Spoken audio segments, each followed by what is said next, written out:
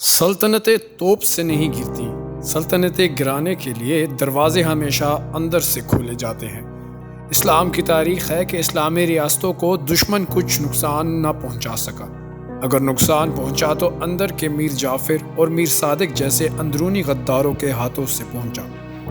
Operation sindoor دراصل پاکستان کے دشمن یہود و ہنود کا گٹھ جوڑ اور پاکستان مشترکہ حملہ تھا، اور مارکہ حق یہود و ہنود کے حملے سے اپنی عوام اور ریاست بچانے کے لیے حق پرست لشکر کا جوابی حملہ تھا۔ یہود و ہنود تعداد میں برتر ہونے کے باوجود میدان جنگ میں شکست کھا چکا تھا، کیونکہ سامنے جذبوں سے لیس وہ فوج تھی جس کے سامنے جدید سامان حرب سے لیس دنیا کی چوتھی بڑی فوج بے بس تھی، اور بیانیے کی جنگ میں ISPR نے بھارت کو بے بس کر رکھا تھا۔ ایسے میں کون تھا جو بیانیے کی جنگ میں مقابلے میں اترتا؟ وہ جو دشمن کو پہلے بھی کرائے پہ دستیاب ہوتے رہے، اور وہ دستیاب تھے۔ ان میں چند بھگوڑے تھے وطنیت کا لبادہ اوڑے، بکاؤ دانشور تھے، کی بورڈ پہ چلتی رینٹڈ انگلیاں تھیں۔ وہ ٹویٹری تھے جنہیں پہلے بھی فوج کے خلاف بیانیے کی جنگ کے لیے پاکستان کے اندر سے اتارا گیا تھا۔ ان وطن فروشوں نے بیانیے کی جنگ میں پہلگام سے لے کر سندور کے تندور بننے تک، اور اس کے بعد اب تک بھارت اور مودی کو کندھا دیے رکھا۔ بنیاد المرصوص کے آغاز سے پہلے جب قوم نے متحد ہونا تھا، تب یہ ضمیر فروش اپنی افواج کا مورال نیچا کرنے کے درپے تھے۔ پاکستان کی عوام کو ڈراتے تھے بھارت کے پاس برہموس ہے، اور بھارت کو حوصلہ دیتے رہے کہ جو کچھ کرنا ہے کر لو، پاکستان جواب نہیں دے گا کی ڈھارس بندھاتے رہے۔ بھارتی میڈیا کو مسلسل مواد دیتے رہے جس سے وہ اپنی ہار کو جیت بتائیں۔ ان کو ان معصوم پاکستانیوں کا بھی دکھ نہیں تھا جنہیں بھارت نے نشانہ بنایا۔ ان کو ہر لمحہ یہی ڈر تھا کہ کہیں پاک فوج فاتح نہ بن جائے، اور اگر فاتح بن بھی جائے تو فاتح سمجھ نہ لی جائے۔ اور پاکستان نے جو میزائل حملے کیے ہیں اس سے تو ہندوستان کو کچھ بھی نہیں ہوا۔ اس کے بعد انہوں نے برہموس یوز کیے جو رشین اور انڈین تعاون سے اشتراک سے بنے، اور انہوں نے جہاں جہاں وہ مارنا چاہتے تھے خاصا پریسائزلی انہوں نے ہٹ کیا۔ ان کو لگتا یہ ہے کہ اگر ہمیں نہ روکا جاتا، 2 دن 3 دن ہم اور اسی قسم کی اسٹرائکس جاری رکھتے تو ہم پاکستان کا دماغ جو ہے سیدھا کرتے تو پاکستان کی ملٹری کا۔ آج اگر ہندوستان کے ساتھ معاملہ سیریس ہوتا تو خود یہ بیٹھے ہوتے عمران خان کے پاس، اگر سیریس ہوتا۔ اس لیے میں کہہ رہی ہوں یہ نورا کشتی ہے جو انڈیا کی پاکستان۔ اسی وجہ سے یہ وطن فروش گودی میڈیا کا بیانیہ چلاتے رہے۔ یہ بھارت کی شکست کو اپنی شکست سمجھ رہے تھے۔ ہر اکاؤنٹ سے بغض فوج ٹپک رہا تھا، ڈالروں کے عوض لفظ بک رہے تھے۔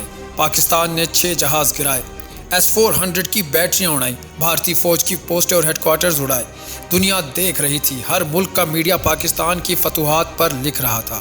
پاک فوج کی عالمی سطح پر پذیرائی دیکھ کر بھارت کی مدد کو یہ ضمیر فروش بار بار پہنچ رہے تھے، اور ساتھ ساتھ پاکستان کی عوام کو بتا رہے تھے ہم جیت نہیں سکتے، یہ منافق تھے۔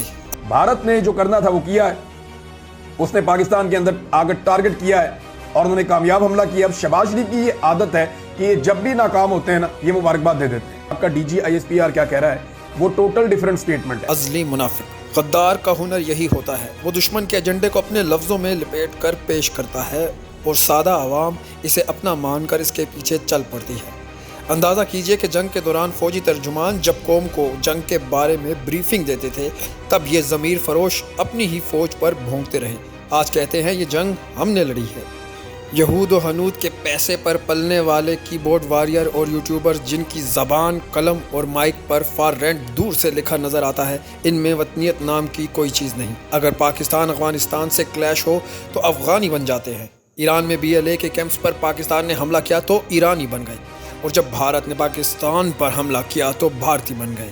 یعنی یہ ہر حال میں پاکستان مخالف کھڑے ہوں گے، چاہے سامنے دشمن کوئی بھی ہو۔ حالیہ پاک بھارت جنگ میں ہر یوٹیوبر بھارت کی عددی برتری اور جنگی ساز و سامان کے اعداد و شمار ٹویٹ کر کے پاکستان کو نیچا دکھانے کی کوشش کر رہا تھا۔ پاک فوج کے ترجمان جب اپنی پریس بریفنگ میں بھارت کے تباہ ہونے والے جہازوں اور نقصان کی تفصیل بتا رہے تھے، تب سوشل میڈیا پر یہ دین فروش جھوٹ ہے کی گردان میں مصروف تھا۔ لیکن پاکستان نے بھارت کو جب چند گھنٹوں میں سرنڈر کرنے پر مجبور کیا، پاک فوج جنگ جیت کر خاموش ہو گئی۔ البتہ دنیا ان کی برتری میں رد السان ہو گئی۔ بنگلہ دیش سے ترکی تک کوئی ملک ایسا نہ تھا جس نے پاکستان کو فاتح کہہ کر اس کی فوج کی تعریف نہ کی ہو۔ ٹرمپ بلا مبالغہ 26 بار مودی کے سرنڈر کی کہانی سنا چکا اور 27ویں بار تو مودی کے سرنڈر کی وجہ یہ کہہ کر بھی بتا دی کہ اس کے 5 فائٹر جیٹ تباہ ہو چکے تھے۔ بھارت کا chief of defence staff general Anil Chauhan جب انٹرنیشنل میڈیا پر بیٹھ کر روتی آواز میں اعتراف کر رہا تھا، ہاں ہم پاکستان کے نشانے پر تھے، ہمارے جہاز تباہ ہوئے، یوتھ یہ تب بھی ڈٹے ہوئے تھے۔ یہ سالہ جنرل انیل چوہان جھوٹ بول رہا ہے۔ باریک کاروائی یہ کہ ہر حال میں قوم اور فوج کے درمیان تقسیم چاہتے تھے، اس لیے جب کچھ نہ بنا تو جیت کو متنازع بنانے کے لیے صرف فضائیہ کی تعریف شروع کر دی۔ انہوں نے سب ہنر آزمائے، لیکن یاد رکھیے جن کے ضمیر چند سکوں میں بک جائیں وہ تاریخ کے کفن میں دفن ہو جاتے ہیں، چاہے جتنے مرضی چوغے چڑھا لیں۔ الحمدللہ منافقین اور مشرکین نے خوب چالیں چلی، لیکن آخر میں جیت حق کی ہوئی، کیونکہ جو مر گیا وہ یزید تھا، جو نہ مٹ سکا وہ حسین ہے۔ کافر ہے تو کرتا ہے شمشیر پہ بھروسہ، مومن ہے تو بے تیغ بھی لڑتا ہے سپاہی۔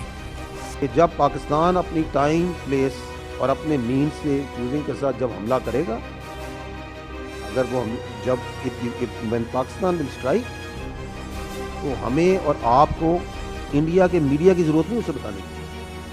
The whole world will come to know. Clear. The response would be there. But instead of bragging about it like India, our response will show and speak for itself, as always, loud and clear. India, Pakistan, that was going, and in fact, planes were being shot out of there. Four or five, but I think 5 jets were shot down actually. Lindsay, that was getting worse and worse, wasn't it? That was looking like it was going to go. These are 2 serious nuclear countries.